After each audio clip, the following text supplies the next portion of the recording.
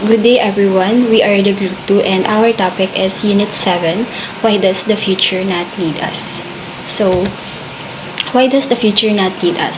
So, di ba sa panahon natin ngayon is sobrang lawak na ng technology. So, kumbaga mas may capabilities na yung technology ngayon kaysa sa mga humans. So, in the future, parang hindi na kailangan ng mga tao. So, mas priority na yung technology kasi nga mas useful sila. So, according to scholars cited in the Science, Technology, and Society book for tertiary level, technology had different stages. So, these are proto-technology. First is proto-technology. Focuses on the time when early tools were developed before civilization. So, in this era is nakapokus sila sa kung saan yung mga human is nag-start na silang mag-create ng mga tools na from readily available na materials lang. For example is yung mga weapons kasi ginagamit nila yon para sa survival needs nila. For example is yung mga sharpened sticks, yung mga hand axes, choppers, and so on. And next is classical technology. The rise of agricultural technologies and the establishment of communities and cities that enabled the survival of civilization. So, dito naman is parang sa technological advancement. So, from the rise of agriculture to establish settled communities and cities. So, in this era, dito na sila start na mag-develop ng mga technologies. So, for what? Diba? Para mas ma-improve yung living standard natin. So, for example, is yung mga innovation na nagawa, yung mga irrigation. So, irrigation system, yung mga wheels, pati na rin yung mga basic writing system. So, ayun yung mga examples ng classical technology. Next is modern technology. This is fueled by science concepts and principles which date back about 500 years ago. So, modern technology, ito naman yung application ng scientific principles and concept. So, dito naman yung, 'di ba, mas napapalawak na nila dito yung innovation. Kumbaga, mas madami na yung na-create nila na technology.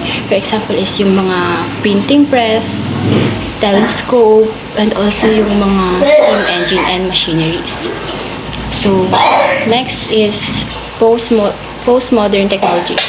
Replaces naturally... Si tatay naman! Next is postmodern technology. Replaces naturally occurring products with technologically developed ones.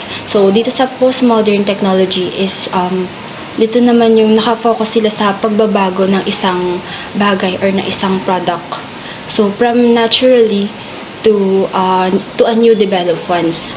So, mas pina-improve nila or kumbaga, mas pina-high-tech nila yung isang bagay or isang bagay. For example, dito is yung nanotechnology and then yung 3D printing, and then yung mga robotics din. Okay. But technological advancement affects individuals, animals, and entire world. Those can give beneficial and non-beneficial effects to humankind. So, technological advancement. So, alam naman na natin to. Ito yung, kumbaga, pag-improve para ma-improve yung living standard natin. So, for example, sa communication, 'di ba? For example, sa communication, sobrang halaga ng mga technology like telephone and then internet. So, mas napapadali yung mga bagay na mahirap para sa atin. So, yeah. And then, transportation then is also a technology. Yung mga vehicles natin, airplanes, pati yung electricity natin. So, technology yan. So, sa technological advancement, kasama yung mga yan. Artificial intelligence is a set of technologies that enable computers to perform a variety of advanced functions, including the ability to see, understand, and translate spoken and written language, analyze data, make recommendations, and more. So basically, it is for those people who wants an urgent answer for their questions. A lot of people now are using AI generated for, of course, easy access to the things they want to know. Next is the augmented reality. It's an interactive experience that combines the real world and computer-generated 3D content. So, for example of this one is those apps or sites who are using 3D content for their users. They experience realistic overview like Google Maps for navigating directions, place, etc. Next is the IKEA Place for furniture visualization app, and even the mobile games that we were playing on. Next is the Internet of Things. It describes devices with sensors, processing ability, software, and other technologies that connect and exchange data with other devices and systems over the internet or other communication networks. So for this one, it is those technology that uses internet for them to be able to talk to each other for their communications. Next is the robotics. It's the interdisciplinary study and practice of the design, construction, operation, and use of robots. So some countries are using this kind of technology to lessen especially the time that is spent in the workplace, and also they replace manpower for fastening their job. The following are some modern technological advancements and the impact of possible threats to extinction. First is the ozone layer depletion through chlorofluorocarbons. Chlorofluorocarbons are non-toxic and non-flammable, but it contains chlorine, and carbon atoms that goes up directly to the stratosphere and start to break down the ozone layer. Some countries who use chlorofluorocarbons are now cannot be able to use anymore because of the act that protects our ozone. Now it starts to recover. Second is the usage of fossil fuel leading to global warming and climate change.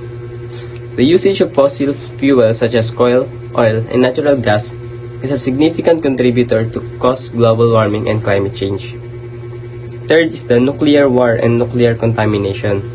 So nuclear war would have devastating consequences for the environment, human health, and also in global stability. Fourth one is the plastics. Plastics are synthetics or organic solid waste that turns into molded or forms that can be shaped for human use, but it has a negative impact specifically on our environment. It turns into plastic pollution that can affect the land and water. The fifth one is the petroleum-based fertilizer. Petroleum-based fertilizer are product derives from petroleum to natural gas used to promote plant growth and crop yields, but it can affect nature, like for example in water. It can contaminate and can be expanded easily and damage human resources. Last one is the habitat destruction. Habitat destruction refers to the elimination of natural habitats such as forests, wetlands, ocean, and other ecosystems, often due to human activities like deforestation, land conversion, climate change, and even pollution. So let's move on to the extinction and displacement. It is the loss of species or population due to the various threats. Example of this is the climate change and pollution also.